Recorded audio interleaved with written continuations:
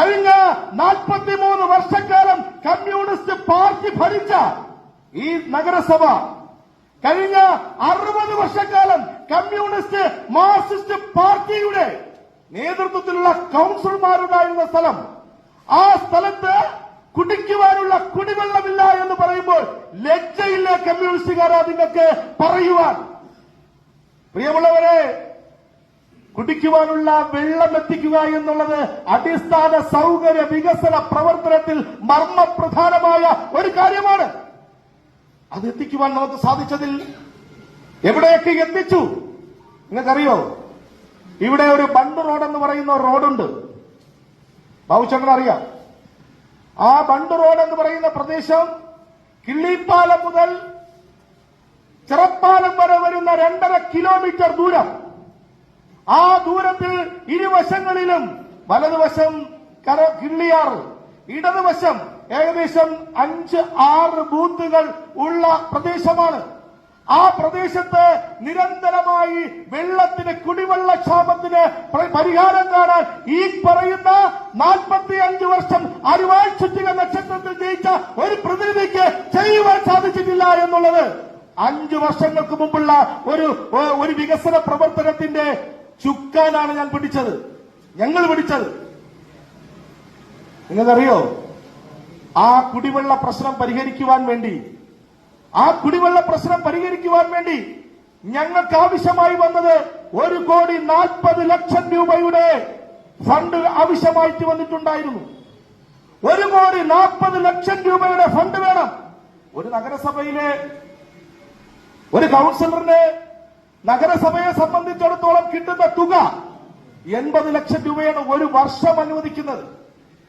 1,40,00,000 രൂപ ഉണ്ടെങ്കിൽ മാത്രമേ ആ ബണ്ട് റോഡിലുള്ള വെള്ളത്തിന്റെ പ്രശ്നത്തിന് പരിഹാരം കാണാൻ സാധിക്കുകയുള്ളൂ. ഞാൻ എന്താ ചെയ്തതെന്നറിയോ? നമ്മുടെ ആരാധ്യനായ പ്രധാനമന്ത്രിയുണ്ട്.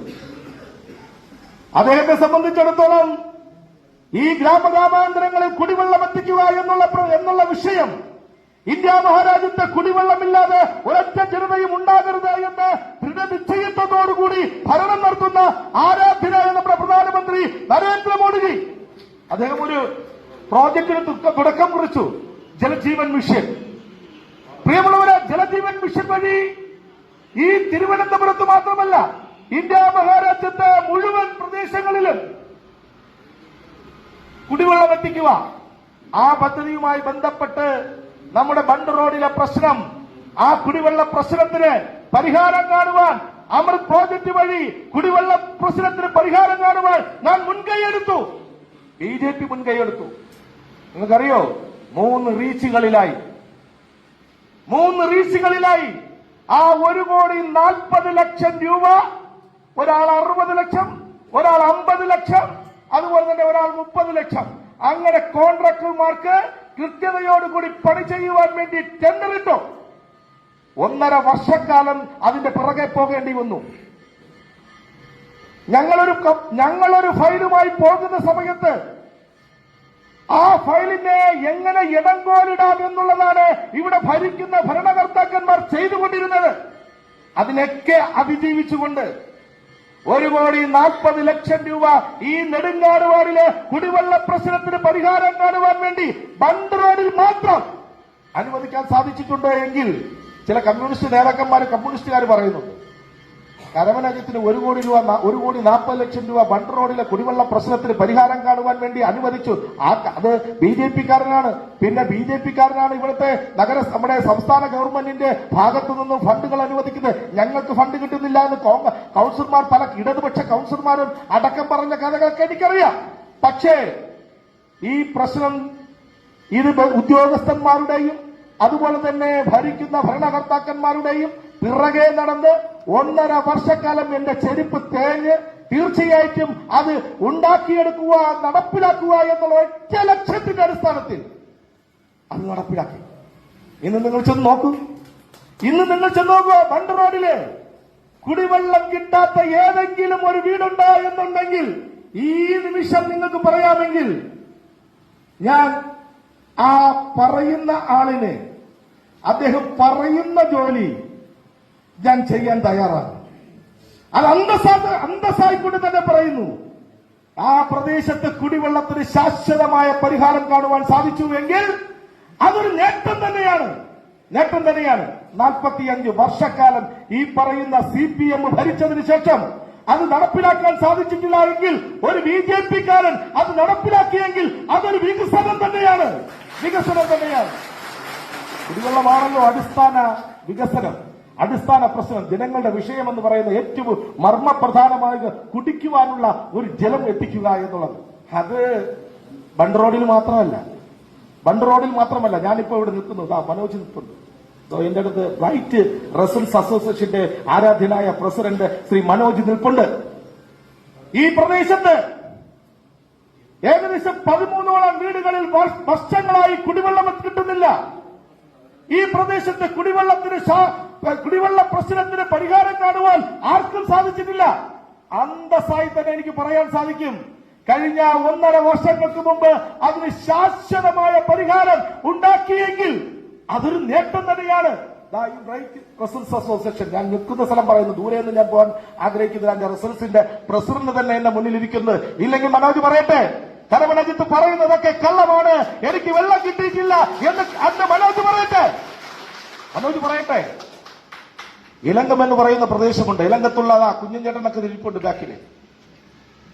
വർഷങ്ങളായി അവിടെ കുടിവെള്ളമില്ല. കാരണം അവിടെ മുകളിലുള്ള പ്രദേശങ്ങളിൽ വെള്ളം കിട്ടുക എന്നുള്ളത് അവർക്കൊരു കിട്ടാക്കനിയായിരുന്നു.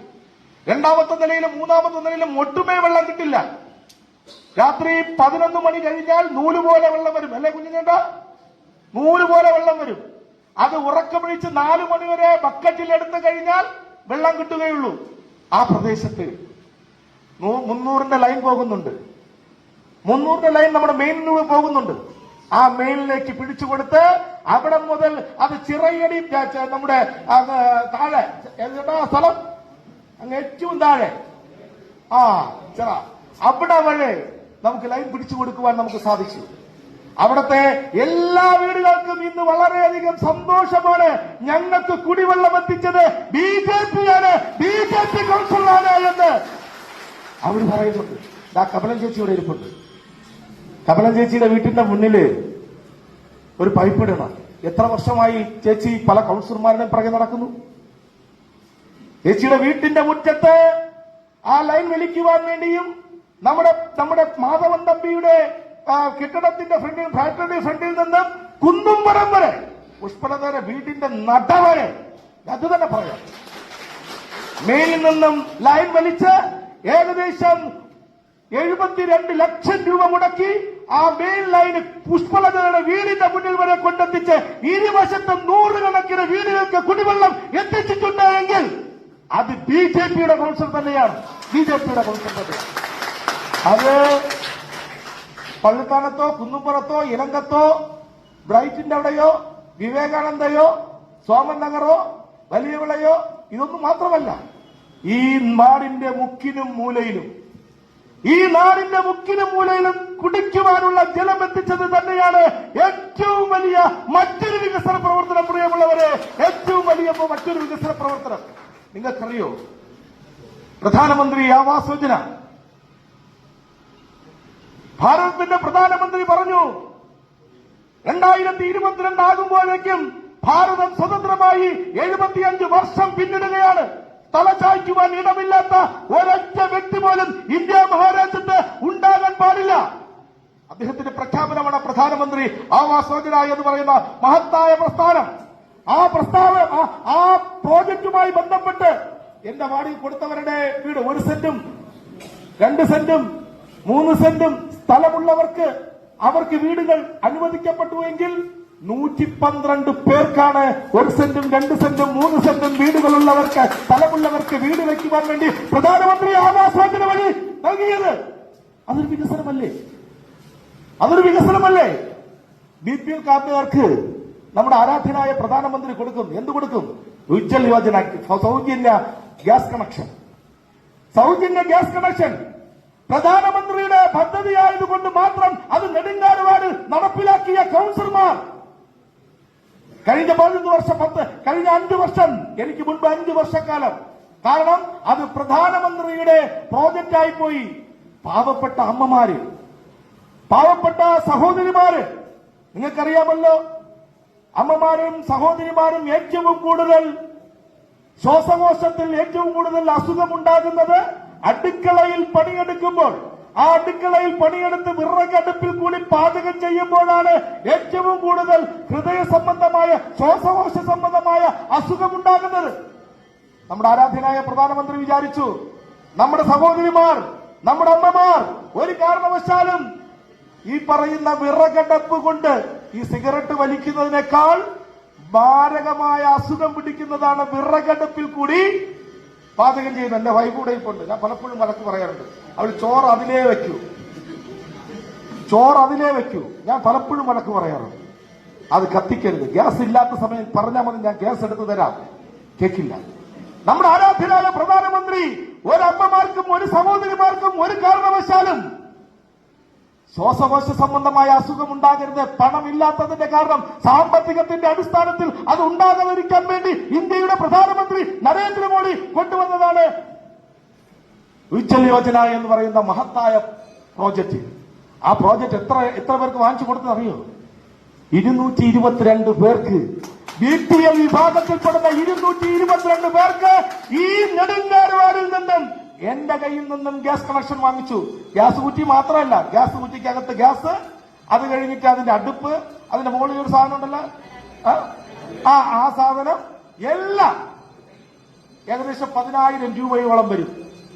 ഇന്ത്യയുടെ പ്രധാനമന്ത്രിയുടെ പ്രോജക്റ്റ് ഇവിടെ നമ്മൾ കൊണ്ടുവന്നത്. നമുക്ക് ഒരു കൗൺസിലർ എന്ന നിലയിൽ നമുക്ക് ചെയ്യുവാൻ പറ്റുന്ന നിരവധി കാര്യങ്ങൾ പരമാവധി നമുക്ക് ചെയ്യുവാൻ സാധിച്ചു. പരമാവധി 60 വയസ്സ് കഴിഞ്ഞ വയോവൃദ്ധർക്ക് കട്ടിലുകൾ, അവർക്ക് കോഴിക്കുഞ്ഞുങ്ങൾ എല്ലാം വാങ്ങിച്ചതല്ലേ? ഒരുപാട് പേര് ഇരിപ്പുണ്ടല്ലോ അല്ലേ? ദാ ഇരിക്കുന്നത് വയസ്സുണ്ട്, അമ്മ ഇന്ന് ചിരിക്കുന്നു. എത്ര കോഴിക്കുഞ്ഞു വാങ്ങിച്ചു? 3 പ്രാവശ്യം വാങ്ങിച്ചു. ഇത് ഒരു ജനത്തെ സംബന്ധിച്ചിടത്തോളം നമ്മുടെ ഇവിടുത്തെ കൗൺസിലർ പറഞ്ഞു, നേരത്തെ നമ്മുടെ സ്ഥാനാർത്ഥി പറഞ്ഞു, ജനഹിതം നെഞ്ചിലേറ്റിയ ജനനായകനം അല്ലേ? അങ്ങനെയാണ് പറഞ്ഞത്. അതാണ് ജനങ്ങളുടെ ഹിതത്തിനനുസൃതമായ ഒരു പ്രവർത്തനം നടത്തുമ്പോൾ ജനങ്ങൾ നമ്മൾ അംഗീകരിക്കും. ആ ഒരു ഉത്തമമായ ബോധ്യം നമുക്കെല്ലാവർക്കുമുണ്ട്. ആ ബോധത്തിന്റെ അടിസ്ഥാനത്തിലാണ് നമ്മൾ വികസന പ്രവർത്തനങ്ങൾ നടത്തുന്നത്. ഇവിടെ മുക്കിന് മൂലയിൽ നിങ്ങൾ ചെന്ന് നോക്കണം. മുക്കിന് മൂലയിൽ കട്ടക്കാൽ ഭാഗത്ത് ഒരു ഇടിഞ്ഞു താഴ്ന്ന ഒരു കലുങ്കുണ്ടായിരുന്നു. ആ കലുങ്ക് ഇന്നിപ്പോൾ എങ്ങനെ ഇരിക്കുന്നത് എന്ന് ചെന്ന് നോക്കണം. സോമൻ നഗർ മുതൽ കരമന ജംഗ്ഷൻ വരെയുള്ള റോഡ്, ആ റോഡ് എങ്ങനെ ഇരിക്കണമെന്ന് നോക്കണം. അത് നമ്മുടെ എം എൽ എ ആണായിരുന്ന നമ്മുടെ ശിവൻകുട്ടിയുടെ പുറകെ പല പ്രാവശ്യം പോയപ്പോൾ അദ്ദേഹത്തിന്റെ ആസ്തി വികസന ഫണ്ടിൽ നിന്നും ഒരൊറ്റ ചുല്ലിക്കാശ് കിട്ടാത്ത ഒരു വാർഡാണ് ഈ വാർഡ്. ബഡ്ജറ്റ് പ്രപ്പോസൽ വെച്ച് അതിനാവശ്യമായ പണം തീർച്ചയായിട്ടും നമുക്ക് നേടിയെടുക്കുവാൻ സാധിച്ചിട്ടുണ്ട് എങ്കിൽ നെടുങ്കാടിന്റെ ചരിത്രത്തിലാദ്യമായാണ് BNBC അടിച്ചിരിക്കുന്നത്. ഇത് സുന്ദരമായിരിക്കുന്നു. ഇതാരുടെ വികസനമാണ്? നിങ്ങളും ഭരിച്ചല്ലോ, നിങ്ങളും വർഷങ്ങളായി ഭരിച്ചല്ലോ. ഏതെങ്കിലും തരത്തിലുള്ള ആ പ്രവർത്തനം നടത്തുവാൻ സാധിച്ചിട്ടുണ്ടോ? ഞാൻ കഴിഞ്ഞ 5 വർഷക്കാലം യുവമാരെയൊക്കെ പിറകെ കെറ്റുന്ന ഒരൊറ്റക്കാരൻ ഇന്നും എനിക്ക് വേദനയോട് എനിക്ക് നിൽക്കുവാൻ പറ്റുന്ന ഒരു വിഷയമുണ്ട്. എനിക്ക് ചെയ്യാൻ പറ്റിയില്ലല്ലോ എന്നൊരു വിഷമമുണ്ട്. മറ്റൊന്നുമല്ല, ഒരു മിനി ബസ്, സ്മാർട്ട് സിറ്റിയുടെ മിനി ബസ്, ആ ബസ് രാവിലെയും വൈകുന്നേരം വിടണമെന്ന് പറഞ്ഞുകൊണ്ട് ഈ പറയുന്ന കശവന്മാരുടെ മുന്നിൽ എത്ര പ്രാവശ്യം ഞാൻ കയറി ഇറങ്ങിയെന്നറിയോ? എന്റെ വീട്ടിലോ എന്റെ കുട്ടികളുടെയോ എന്റെ ഭാര്യയുടെയോ എന്റെ കുടുംബത്തിനോ വേണ്ടിയല്ല. ഈ നെടുങ്കാട് നിവാസികൾക്കൂടെ അവർക്ക് രാവിലെയും വൈകുന്നേരവും ഒന്ന് പോകുന്നതിനും വരുന്നതിനും വേണ്ടി ഒരു മിനി ബസ്, കട്ട് ബസ് ഇവിടെ അയക്കണമെന്ന് ഈ കഴിയുന്ന 5 വർഷക്കാലം കൊണ്ട് ഞാൻ കയറി ഇറങ്ങുകയാണ്. കാരണം അവിടെ ബസ് വിട്ടുകഴിഞ്ഞാൽ അത് BJPയുടെ കൗൺസിലറാണ്, അത് കരമരാജ്യത്തിന്റെ വിജയമാണ്. അതുകൊണ്ട് വേണ്ട. അതുകൊണ്ട് നിങ്ങളടുത്ത് ഞാൻ ഒരു കാര്യം പറയുകയാണ്. രാഷ്ട്രീയമായി ചിന്തിക്കാം ഓരോരുത്തർക്ക്, പക്ഷെ രാഷ്ട്രീയ പ്രതിയോഗികളായി ഒരിക്കലും ചിന്തിക്കാൻ പാടില്ല. ഒരു വികസനം നടത്തുമ്പോൾ ഇന്ത്യയുടെ പ്രധാനമന്ത്രി നടത്തുന്ന വികസനങ്ങളെല്ലാം, എല്ലാ വികസനങ്ങളും സമസ്ത മേഖലയിലുമുള്ള ജനങ്ങൾക്ക് വേണ്ടിയാണ്. അവിടെ കക്ഷിയില്ല, ജാതിയില്ല, മതമില്ല, വർഗമില്ല, ഒന്നും തന്നെയില്ല. അതാണ് യഥാർത്ഥ ഭരണാധികാരി. പ്രിയമുള്ളവരെ, കക്ഷി നോക്കി മതം നോക്കി ഇവിടെ വികസന പ്രവർത്തനം നടത്തുന്ന ഇപ്പോൾ സ്ഥാനാർത്ഥി നിർണയവുമായി ബന്ധപ്പെട്ട്